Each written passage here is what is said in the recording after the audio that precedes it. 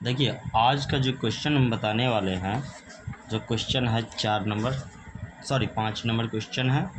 जो एक समचतुर्भुजाकार घास के मैदान है जिसको चरने के लिए कितने गायों चर सकता है? 18 गाय। और बोल रहा है इस समचतुर्भुजाकार के प्रत्येक भुजा जो है 30 मीटर है। जो खेत की जो लंबाई है समचतुर्भुजा जो है 30 मीटर का है। और इसमें एक विकर्ण दिया हुआ है जो कि सबसे बड़ा विकर्ण है 48। अब बोल रहा है कि प्रत्येक गाय को चरने के लिए कितना क्षेत्रफल में घास चाहिए। तो चलिए हम निकालते हैं, पहला क्वेश्चन को सॉल्व करते हैं। तो सबसे पहले उसके लिए हमको क्या करना होगा, तो एक फिगर ड्रॉ करना होगा जो समचतुर्भुजाकार हो। तो सॉल्व करते हैं फिगर। ये हम मान लेते हैं कि समचतुर्भुज का फिगर है जिनकी चारों भुजाएं क्या है? बराबर लंबाई की। और इतना ही नहीं, सबसे बड़ी विकर्ण दिया है, यानी कि ये विकर्ण दिया हुआ है 48 मीटर। और प्रत्येक भुजा जो है 30 मीटर का है। ये भी 30 मीटर है, ये भी 30 मीटर है, ये भी 30 मीटर है और ये भी 30 मीटर है। बोल रहा है क्षेत्रफल निकालने के लिए सबसे पहली बात तो पता चलेगा कि 18 गायों को चरने के लिए कितना घास है, तो क्षेत्रफल निकालना होगा। और क्षेत्रफल निकालेंगे तो हमको पता है कि एक विकर्ण है। अगर दोनों विकर्ण पता रहता तो हम डायरेक्ट समचतुर्भुज का फॉर्मूला लगा देते, लेकिन हमको सब पता नहीं है। इतना ही नहीं, दूसरा आप यहाँ देख सकते हैं कि एक और फार्मूला होता है समचतुर्भुज का, बेस इंटू हाइट। इसमें बेस तो है लेकिन हाइट नहीं है। या नौ सेकेंड डायगोनल है, विकर्ण है जो हम पता करते हैं। तो हम इसको दो पार्ट में बनाएंगे। दो पार्ट में किससे बनाएंगे, तो पहले एक त्रिभुज जिसमें दो त्रिभुज का बन रहा है, तो उसमें क्या करेंगे, हम एक त्रिभुज का क्षेत्रफल निकाल लेंगे किसी का और दो से गुना कर देंगे तो दोनों त्रिभुज का हो जाएगा, जो कि पूरे समचतुर्भुज का क्षेत्रफल का हो जाएगा। तो चलिए हम बनाते हैं। इसका कुछ हम नाम दे देते हैं, ए बी सी डी। देखो, चूँकि ए बी सी डी एक समचतुर्भुज है, एक समचतुर्भुज है, लिख दिया। चलते हम त्रिभुज ए बी सी में। त्रिभुज A B C A B D, त्रिभुज ए बी डी का जो क्षेत्रफल होगा वही क्षेत्रफल होगा ए बी सी डी का। तो लिखेंगे त्रिभुज ए बी डी का क्षेत्रफल बराबर होगा त्रिभुज बी सी डी का क्षेत्रफल, बी सी डी का क्षेत्रफल।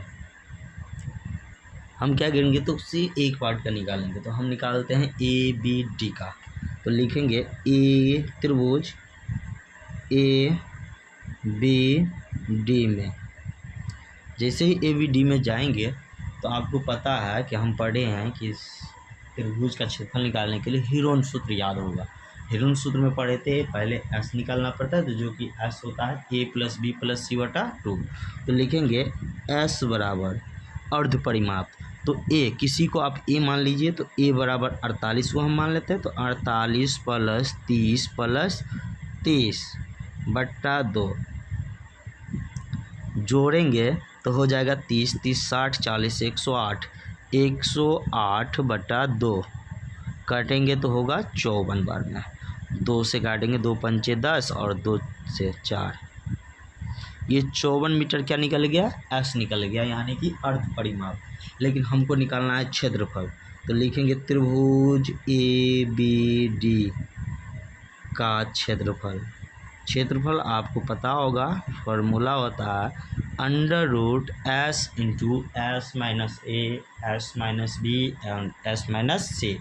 एस के जगह पे 54 है तो लिखेंगे 54 इंटू 54 माइनस 48, 54 माइनस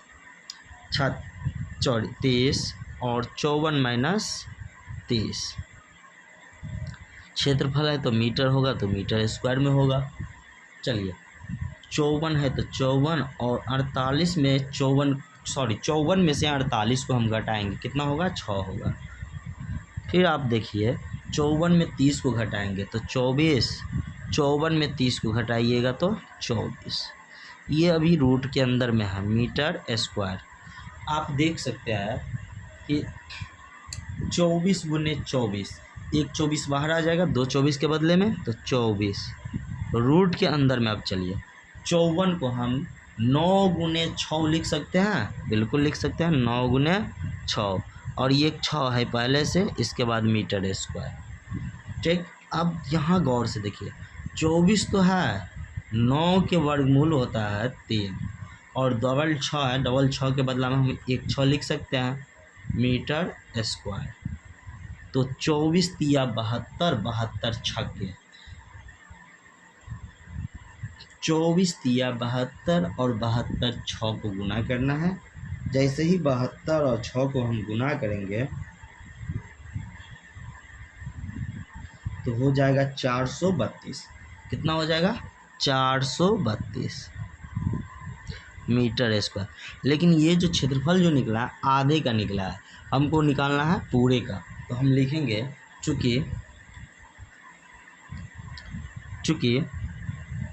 चतुर्भुज ए बी सी डी का क्षेत्रफल क्या हो जाएगा, या नहीं तो पहले हम त्रिभुज ए बी डी का क्षेत्रफल, ए बी डी का क्षेत्रफल जो होगा त्रिभुज बी सी डी के क्षेत्रफल के बराबर और आप जानते हैं कि ए बी डी का क्षेत्रफल है 432, तो दोनों के बदले में होगा 432 मीटर स्क्वायर। चलिए देखिए दिया हुआ, चूँकि चतुर्भुज ए बी सी डी का क्षेत्रफल यानी कि खेत का क्षेत्रफल कितना हो जाए, दोनों के क्षेत्रफल को हम क्या करेंगे, जोड़ देंगे। तो दोनों के क्षेत्रफल को जोड़ेंगे तो होगा त्रिभुज ए बी डी का क्षेत्रफल, यहाँ दिया त्रिभुज ए बी डी, यहाँ त्रिभुज ए बी डी यानी इसका क्षेत्रफल, और जितना इसका होगा उतना ही उसका होगा, तो बी सी डी का क्षेत्रफल क्या होगा, प्लस में बी सी डी का क्षेत्रफल प्लस त्रिभुज बी सी डी का क्षेत्रफल। और अभी आप निकाले हैं त्रिभुज ए बी सी का क्षेत्रफल 432, कितना निकाले हैं, 432 मीटर स्क्वायर, और एक 432 मीटर स्क्वायर यहाँ भी है, तो हो जाएगा 864 मीटर स्क्वायर। हमको बोला है 18 गाय को चरने के लिए इतनी मीटर स्क्वायर में घास है, तो हमको एक घास के लिए, प्रत्येक गाय के लिए, प्रत्येक मतलब होता है एक गाय के लिए कितना होगा, तो हम निकालेंगे। चूँकि 12 गायों को चरने के लिए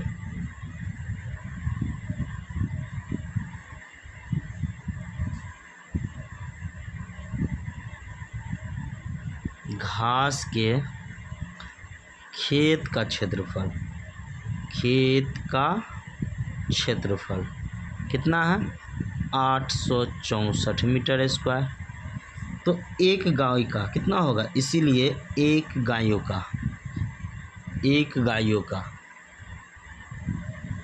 को चरने के लिए, एक गायों को चरने के लिए घास के खेत का क्षेत्रफल आप देख सकते हैं। अगर कोई चीज़ 12 आदमी बेसी है तो एक आदमी क्या होगा, 12वां भाग होगा, यानी कि 12 से हम क्या करेंगे, भाग देंगे।